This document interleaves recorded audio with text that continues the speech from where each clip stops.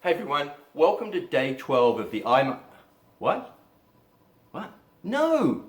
Get rid of the fondue pot. You are never going to use it. Sorry.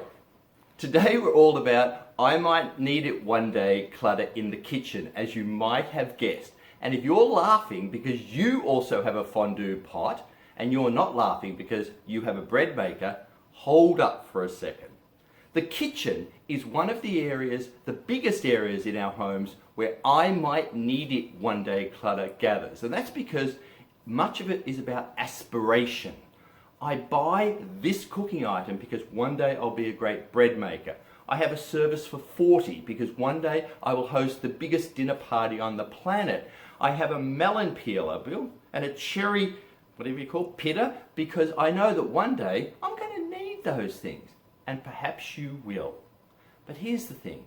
Today, go through your kitchens and look at the I might need it one day items that you really know you don't need and instead are cluttering up your kitchen space.